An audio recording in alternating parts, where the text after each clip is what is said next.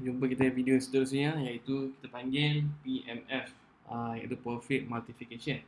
So dalam modul ni ataupun dalam video ni saya akan ajar tuan-tuan dan puan macam mana nak cara yang tepat lah, cara yang tepat untuk susun profit ataupun untuk buat kira-kira berapa banyak contoh sale yang tuan-tuan perlukan dan macam mana apa yang tuan-tuan perlukan untuk dapat untuk achieve target yang tuan-tuan target lah. Alright, so kat sini kita ada PMF. So tuan-tuan boleh salin dekat screen ni. Okay, kita ada leads, ada conversion rate, ada number of customers, and then ada average dollar purchase, ada number of repeat purchase, ada sales revenue, net profit margin dan net profit. Okay, so ada beberapa benda-benda ni yang sangat penting untuk anda tahu sebelum anda nak nak menjalankan kempen ataupun untuk anda kick start ataupun kick off anda punya projek lah ataupun produk. Okay, so kalau katalah kita ambil satu contoh katalah saya ni jual fashion. Okay, so saya punya target sales revenue saya, okay, so tuan-tuan boleh start kat sini, kat sales revenue ni. Okay, berapa target sale yang tuan-tuan perlukan? Katalah saya target saya nak buat sales 1 juta. Okay, tak apa. Kalau ada yang kata macam terlalu besar ataupun macam terlalu kecil kan, tak apa, letak je dulu berapa yang tuan-tuan target. Nanti tuan-tuan boleh adjust kemudian. Okay, baik, saya letak 1 million ni pasal apa? Pasal 1 million ni tak achievable lah. Maksudnya kalau tuan-tuan buat bisnes untuk tuan-tuan capai 1 juta pertama tu, insyaAllah tak susah. Alright, untuk dalam masa 1 tahun. Okay, so ini adalah kiraan untuk setahun, dan nanti kita akan divide by bulanan dan mingguan lah serta harian. Alright, okay, so sales revenue ni 1 million. Okay, katalah tuan-tuan target sales tuan-tuan 1 juta. Okay, katalah untung tuan-tuan punya net profit margin, tuan-tuan punya untung bersih kita panggil, katalah untung bersih tuan-tuan katalah 40%. Tapi kalau boleh jangan ambil 40% lah, sebab mesti ada gross betul lah. Maksud dia mesti ada cost-cost lain. Contoh macam cost cost iklan, cost postage, cost bayar gaji dan sebagainya, cost lain lah, elektrik, office dan sebagainya. So daripada 40% tu katalah kita buang 10%. Maksudnya kita ambil 30% sahaja daripada tuan-tuan punya profit. So katalah tuan-tuan punya profit tu 50%, tuan-tuan buang 10%. Okay, so maksud dia tuan-tuan allocatekan 10% tu untuk bayar segala expenses lah.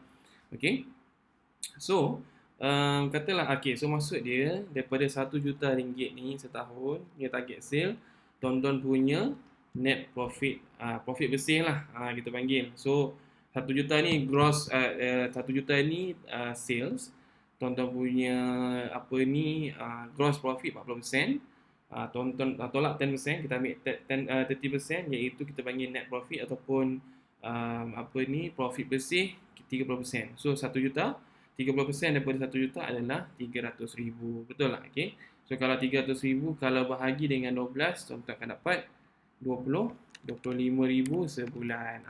So okey tak? Maksud dia kalau tuan-tuan buat bisnes, tuan-tuan pun buat bisnes, ada RM25,000 sebulan bersamaan dengan 300,000 setahun lah. Okay, so ini projection dia. Okay, so alright, okay, kalau kata contoh sales revenue ni setahun 1 juta, kalau bahagi 12 apa? Okay, 1 juta, okay, bahagi dengan 12, so tuan-tuan akan dapat lebih kurang 83,000 lah. 83,000 sales sebulan. Ini sales tahun lah. Okay, so tuan-tuan dah settle kat situ. Maksud dia dah settle kat sales revenue, dah settle dekat net profit margin, dah settle dekat berapa tuan-tuan punya collection ataupun earning sebulan. Okay, sekarang ni kita nak tengok lah. Okay, so berapa harga produk dia? Katalah saya jual fashion, katalah produk saya ni harga dia RM100 katakan. Katalah harga dia average dollar purchase ni maksud dia RM100. So average dollar purchase ni maksud dia berapa harga produk tuan-tuan lah. Katalah tuan-tuan ada banyak produk. Okay, kalau kata tuan-tuan ada banyak produk, so pilih satu produk yang tuan-tuan nak ke depankan lah ataupun nak ketengahkan. So maksud dia mana yang tuan-tuan nak target, nak hit sale 1 million. So tuan-tuan perempuan ambil yang tu lah. Okay, so katalah kita ambil RM100. So okay, daripada RM100 tadi, okay, katalah saya jual fashion yang saya jual, katalah saya jual apa saya jual katalah saya nak jual uh, apa ni, jubah katakan. Katalah saya punya produk ni adalah katalah jubah okey. So jubah. So contoh dalam setahun tu number of repeat purchase. Okey, tuan-tuan kena tahu berapa banyak tuan-tuan kena buat prediction dalam masa setahun tu, berapa banyak ataupun berapa kerap apa ni customer tuan-tuan akan membeli lagi. Tak kisahlah, maksud dia kalau kata dia membeli produk yang lain pun tak ada masalah. Tapi katalah harga dia berbeza kan. Tapi kita ambil roughly lah. Okay, roughly katalah setahun tu berapa kali dia beli jubah kan tuan-tuan puan. So katalah kat sini juga yang best ni tuan-tuan puan, kita dapat tahu kat mana kesilapan kita. Katakanlah kita punya target sale 1 juta. So kita punya harga produk RM100. So yang purchase yang kita ni, number of purchase ni katalah saya letak sini contoh Katalah saya letak sini 1. One time maksud dia. So maksud dia kat sini kita tahu kesilapan owner business ni adalah dia kurang ataupun dia tak buat after sales punya program lah. Maksud dia kurang menjaga customer. Contoh gitu. Sebab kalau customer ni dia nak membeli pertama tu memang a bit tough lah. So tapi kalau kata contoh bila dia dah beli dengan produk kita ni okey ataupun produk kita ni bagus. So dia akan membeli lagi dan lagi dan lagi. Setuju tak setuju kan? Betul lah. Sebab kalau produk kita tak bagus, dia memang sekali je lah beli. Tapi kalau produk kita ni betul-betul bagus ataupun bermanfaat untuk dia akan purchase lagi dan lagi. Sama ada kempen tu dalam berbentuk hadiah untuk kawan-kawan ke, contoh macam jubah kan, nak hadiahkan untuk orang tua ke, nak bagi gift pada kawan-kawan ke dan sebagainya. So tak kisah kempen apa pun, janji tuan-tuan kena tahu macam mana nak bagi customer yang sama ni membeli lagi dan lagi dan lagi. Okay. So kalau satu kali repeat purchase ni maksud dia kira consider customer business owner tu dia tak buat after sales lah. Maksud dia tak jaga customer lah sayang kita kan. So dia kena cari jalan macam mana nak jaga customer kan. Tapi saya tak ajar kat sini lah kan, jadi nanti video jadi 1 jam lah kan. Okay. Alright. So katalah kita punya number of repeat purchase ni, katalah busuk-busuk kita ambil 4 kali. Okay. So 4 kali. So orang tanyalah berapa ideal untuk repeat purchase ni. Okay, minimum 3 kali lah untuk produk-produk fizikal macam ni. Kalau kata produk tu harga dia mahal, katalah 500-600, mungkin 2-3 kali tu pun dah kira ideal macam tu. Tapi kalau kata contoh tuan-tuan jual produk yang harga dia RM20, RM30, itu tuan-tuan kena buat dia punya number of repeat purchase at least 6 kali ke 12 kali lah. Katalah produk tu untuk produk kecantikan yang orang akan pakai tiap-tiap bulan, katalah contoh perfume ke sebagainya kan. Okay. So maksud dia kena number of repeat purchase tu sama ada 6 kali setahun ataupun 12 kali. Maksud dia 12 kali dalam masa setiap bulan tu dia akan membeli dengan tuan-tuan dan puan-puan lah. Macam tu, customer yang sama Okay, alright. So number of repeat purchase katalah saya letak 4 kali kan. Maksud dia setahun dia beli 4 kali lah. Raya haji, raya Aidilfitri, tahun baru, satu lagi untuk gift. Macam tu. So 4 kali setahun. Okay. So alright. Okay. So kita tengok. Okay. So kita dah dapat sale, kita dah dapat number of repeat purchase, dan kita dah dapat berapa harga produk kita lah. Okay. So apa kita kena buat? 1 juta ni, 1 juta ringgit sales yang kita target ni, kita bahagikan dengan 4 kali. 4 kali ni, okay, bahagi dengan 4, and then kita bahagi dengan 100. Okay. So kita akan dapat total number of customer. Okay. So dapat 2,500 customer macam tu kan. Okay. So maksud dia kita ni setahun ni setahun lah. Customer setahun. Okay. So maksud dia 2,500. Okay, kita kira balik kalau ni. Okay, senang kalau tuan-tuan nak lebih faham, 2,500 ni kali, nampak ni kan, saya dah letak simbol ni, kali dengan 100 kali dengan 4 kali. So tuan-tuan akan dapat total sales revenue macam tu. So okay, kita kira balik kalau nak betul 2,500 kali dengan RM100 kali dengan 4 kali. So tuan-tuan akan dapat 1 juta ringgit sales yang tuan-tuan target. Okay. So tuan-tuan perlukan lebih kurang 2,500 customer setahun kan. Bersamaan dengan, okay, kita ambil katalah bersamaan dengan berapa? Katalah 2,500 bahagi dengan 12 bulan. So lebih kurang 208 customer lah sebulan. Sebulan. Okay, sehari berapa? Kalau kita ambil 208 bahagi dengan 30 hari, so lebih kurang 7 customer sehari. So maksud dia Tuan-tuan cuma perlukan 7 customer saja sehari. Nampak tak? Relevan tak? Apa ni?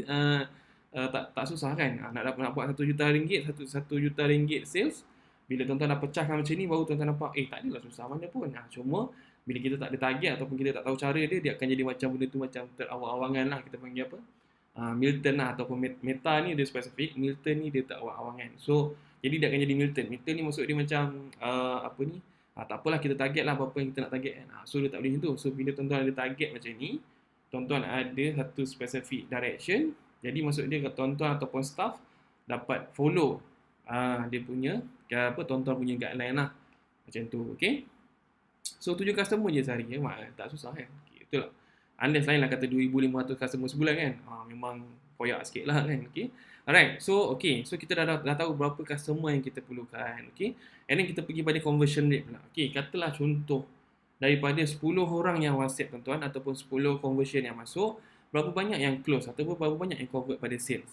Katalah nisbah dia conversion rate dia contoh macam ni Katalah 10 orang tuan-tuan buat iklan, 10 orang WhatsApp, 2 orang close. Tu kita panggil 20% lah. Maksud dia punya nisbah dia 2/10, betul tak? Jadi conversion dia 20% lah gitu. So katalah tuan-tuan buat iklan ke website pula, conversion dia 100 orang masuk dalam website, 10 orang yang membeli. Jadi maksud dia conversion rate dia adalah 10%. Macam tu. Okay. So conversion ni berapa yang paling ideal dia? Okay, dia subjektif, okay? Sebab buat iklan dekat WhatsApp lain conversion, buat iklan dekat Messenger lain conversion, buat iklan dekat website pun lain conversion. So sebab lain-lain ni pun dia ada cara pendekatan dia masing-masing, betul tak? Kalau iklan WhatsApp ni dia manual kan. Kalau kita buat iklan website dia automated. So jadi bila buat automated ni maksud dia dia dia punya conversion dia tak sama lah dengan kita buat kat WhatsApp, betul tak? Okay.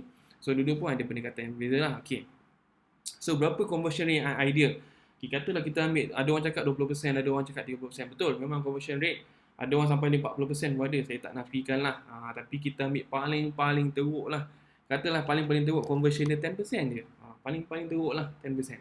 Maksud dia kalau 100 orang masuk dalam website tuan-tuan, 10% tu closing ataupun 10% tu adalah sale. Maksud dia katalah contoh tadi okay, 100 orang masuk dalam website tuan-tuan, 10 orang, maksud dia kali dengan RM100 tu maksud dia 1,000 orang lah. Contoh RM1,000 sale tuan-tuan sehari contoh. Gitulah. Okay. So katalah conversion kita ambil paling teruk dah 10%.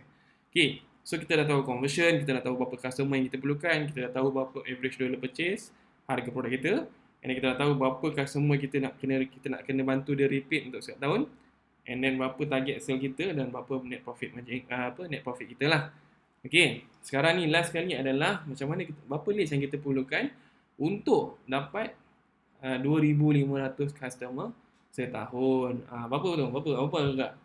So, cuba kira. Kalau 10,000 customer, kalau kata 10,000 leads, katalah 10%, kalau 10,000 kali dengan 10%, tuan-tuan baru dapat 1,000 kan? So, kalau kata 25,000 kali dengan 10%, tuan-tuan dapat 2,500. Betul tak? Okay. So, maksud dia, okay, tuan-tuan perlukan 25,000 leads. Betul tak? Ini kita kira conversion dia paling teruk lah 10%. Maksud dia. So kalau kata conversion dia teruk, maksud dia 10%, tuan-tuan perlukan 25,000 leads. Memang agak teruk lah. 25,000 leads ni okay. Maksud dia 25,000 leads ni setahun setahun. Okay. Kalau sebulan berapa? Bahagi dengan 12 bulan. So lebih kurang lead sebulan 2,083 ataupun 2,084 sebulan. Lead sebulan. Okay. Kalau sehari 2,084 bahagi dengan 30. So lebih kurang 70 leads sehari. Nampak tak? Okay. So untuk tuan-tuan dapatkan 7 sale ataupun 7 customer sehari, tuan-tuan kena ada dapatkan sekurang-kurangnya 70 lead sehari. Pun relevan lah. Pun tak susah lah macam tu kan. Ini sebab kita kira conversion hanyalah 10% kan. 10%. Katalah conversion tuan-tuan ni, boleh katakan maksud dia conversion tuan-tuan ni tinggi. Katalah conversion tuan-tuan ni boleh hit sampai 20%. Maksud dia tuan-tuan cakap, ada orang cakap, saya yakin saya punya conversion kalau ikut pada data-data sebelum ni, kita punya conversion kita 20%. So maksud dia jadinya leads tuan-tuan dah jadi kurang, betul tak? So katalah jadi kurang, maksud dia apa? Kalau 10,000 kalau bahagi dengan 20%, 2,000, betul tak? Kan? Kalau 12,000 kali dengan 20%, 2,400. Kalau kata 12,500 kali dengan 20%, 12,500. So total tuan-tuan, tadi tuan-tuan perlukan 25,000 leads setahun, betul tak? Okay. Tapi bila tuan-tuan dapat increase tuan-tuan punya conversion rate 20, kepada 20%, tuan-tuan dapat jimat leads tadi. Maksud dia dapat jimat separuh. Kalau 25,000 tadi, tuan-tuan dapat jimat 20 lead 50% daripada total leads tadilah. So 12,500 leads sahaja kan setahun. Bahagi dengan 12, so tuan-tuan cuma perlukan 1,041 leads sebulan. Dan kalau kata bahagi dengan setahun, bahagi dengan sebulan, sehari, tuan-tuan cuma perlukan 34 lead sahaja sehari. Tadi kalau kita tengok tadi, kalau kita conversion rate 10%, tuan-tuan perlukan 70 lead sehari, betul tak? Tapi kalau kita contoh conversion rate tuan-tuan tinggi, tuan-tuan cuma perlukan 34 lead sahaja sehari. Okey. Katalah tuan-tuan buat iklan. Okey, katalah kita ambil ni 12,500 lead setahun, lead per month 1,041, lead sehari 34. Okey, so katalah kita tengok kos iklan pula Okey, katalah kos iklan, katalah tuan-tuan punya kos per lead kita panggil CPL lah, iaitu kita panggil kos per lead. Katalah CPL tuan-tuan ni adalah katalah RM5 per lead Okey, so kalilah RM5, RM5. So tuan-tuan akan dapat berapa? 34 kali dengan RM5. So tuan-tuan akan dapat kos iklan tuan-tuan yang tuan-tuan kena spend dekat Facebook adalah, ataupun dekat Google Ads adalah RM170 sehari. So ni kos iklan. Okey. Kalau sebulan berapa kos iklan? Kalau sebulan RM5 kali dengan 1,041. So tuan-tuan punya kos iklan sebulan adalah RM5,205 sebulan untuk kos iklan. Okey. Kalau setahun pula apa? Kalau setahun, okey, kali dengan RM5 kali dengan 12,500. So tuan-tuan punya kos iklan setahun adalah 62,500 setahun untuk kos iklan. Okey, berbaloi lah, betul tak? Sebab apa? Sebab tuan-tuan punya kos 62,500. Tuan-tuan punya bersih net profit margin ni 300,000. Betul tak? Berbaloi tak? Sangat-sangat berbaloi. Betul tak? Alright. Okay. And then kita dah tolak 10% tadi, betul tak? Sebab kita apa? Kita ambil kos-kos expenses dan sebagainya, sebagainya kan. Okay, ni kalau kos per lead tuan-tuan RM5 lah. Kalau kos per lead tuan-tuan RM10. So tuan-tuan kalilah, kalau kata RM10, 34 kali dengan 10, RM340 kos sehari. Macam tu kan. Okay. So okey lah. So apa? Sebab tuan-tuan punya kos sehari RM170. Tuan-tuan punya sales sehari RM100 kali dengan 700 ringgit, betul tak? So RM700 dengan kos RM170, consider okey lah, betul tak kan? Tapi macam mana tuan-tuan nak dapat kos per lead yang lebih murah? Macam-macam cara lah tuan-tuan kena buat. Tuan-tuan kena buat split test, tuan-tuan kena ubah daripada gambar kepada video, ataupun kena buat split. Ada iklan gambar, ada iklan video untuk dapatkan kos per lead yang rendah dan sebagainya. Okey. So okey, so itu saja untuk modul PMF kali ni. So hopefully dapat membantu tuan-tuan untuk setting cara tuan-tuan nak dapat susunan profit tuan-tuan untuk 2022 ataupun 2023 akan datang. Okey. So hopefully bermanfaat. Okey. So saya doakan tuan-tuan dapat capai apa yang tuan-tuan targetkan. Okey. So itu saja kali ni. Terima kasih banyak.